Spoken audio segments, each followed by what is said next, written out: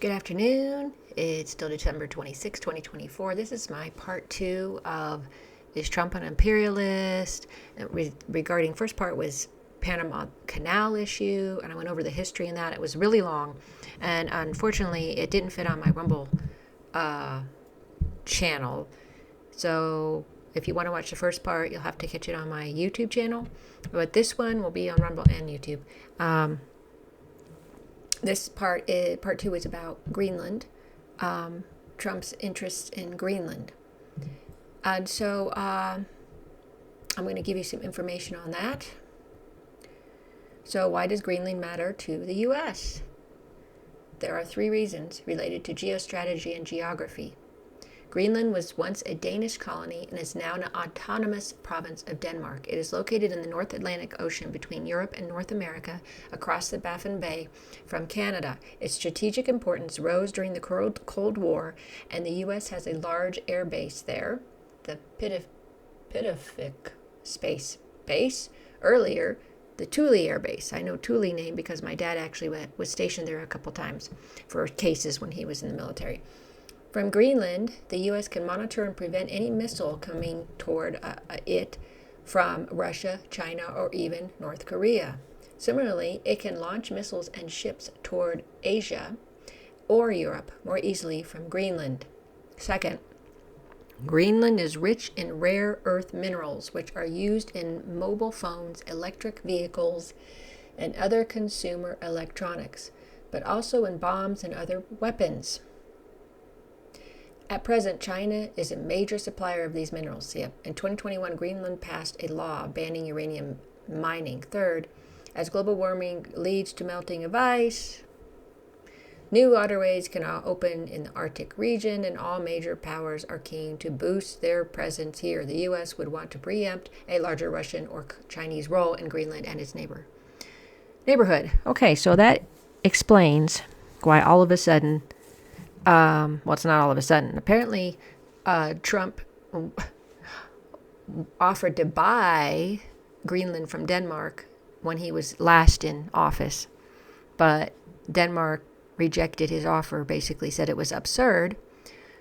So Trump didn't go to visit the president in Denmark, and that was the end of that. But now he's back to saying this again because if you remember, I did a video on China banning a bunch of the banning the trade of the imports of their rare minerals to the U.S. They had said they were going to do that, and there was like 3 of them that were very important. They had to do with military bullets, armor, certain metal shields, and just a lot of military stuff, and some optics, digital stuff. There was a lot of things, phones, of course, and all that. And as you see, now he's aiming for, Trump wants to aim for, what am I trying to say? Wants to aim for the Greenland this time, because probably thinking he doesn't want us to get our rare minerals from China, but Greenland instead. And as they saw, trying to get ahead of Russia and China on this, the U.S. wants to do that. Well, Denmark, I don't see that they're going to do that, but that they're going to relinquish that. But in any case, that's why he's doing this. In my view, that's what I took away from this. And so with that information, we have a couple of small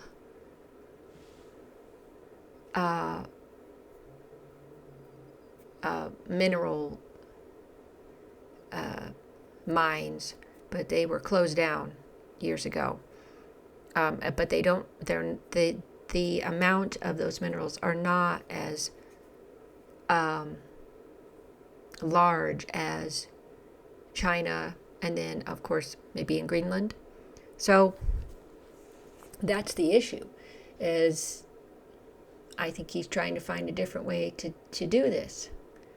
And, if you listen to Richard Wolff, the economist, this is his view on what's going on. So these are gestures that are typical of a declining empire flexing its muscle, mostly to convince itself that it's not declining. And the angry response of the Danes, of the Canadians, of the Mexicans, and also of the Panamanians indicates that Mr. Trump, like his advisors, simply live in a bubble in which the rest of the world's evolution, being frightening to them, simply isn't relevant. They will, like a child, cover their eyes, and if they can't see it, then they hope it isn't there. Children usually grow up pretty quick and discover that you can do that, it's still there. So here we have, in the same period of this decline, these actions of expansion of an empire growing. They love the imagery. But let me give you the other side. The BRICS. The BRICS going into 2025, in other words, going into something that begins in a few days, have announced they are now a system with 9 members, 9 partners, that's 18, and another 4 countries that have been invited to become members but have not yet decided. Although the 4 countries are Vietnam, Algeria, Nigeria, and Turkey. Those 4 are expected to join, but they haven't yet. I don't see how Turkey will after what happened to the backstabbing with 9 members, the Turkey 9 did to Russia. Partners, as of January 1, 2025. And let me remind everyone, these 18 are just short of, population-wise, half of the people of planet Earth, of the planet we all share. So half of them are in that.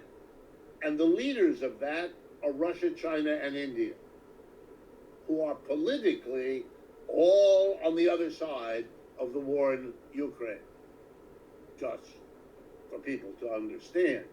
And they are making that war a war that Russia will win, is winning. Okay, what else are they? Together, they're about 41%, I've done the work, of the GDP of this world, if you use purchasing power parity calculations, which are the better ones to get a realistic sense of what these numbers mean. By comparison, 41%, the G7, the United States and its major allies, are 30%. Oof. Okay? 41% of the world's wealth, and including its capacity to produce more wealth. 41% in the BRICS, 30% in the United States and its major allies, which are Canada, Japan, Britain, France, Italy, and Germany. Wow. Wow. Economic growth this year, again, I've mentioned this before, but in this context, the IMF says the United States will grow 2.8% for the year 2024. Every other country in the G7 will grow less than 2.8%. Russia will grow more. China will grow 4.8%, and India will grow 7%. Oh my gosh.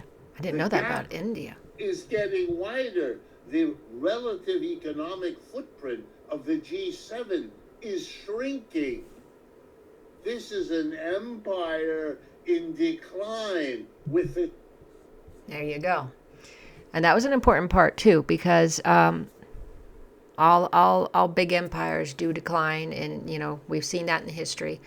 And I think this is a gasp of our empire to try to hold on to power and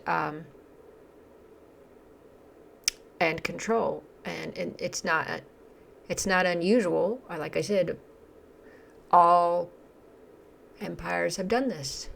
But as what happened with Rome and Britain,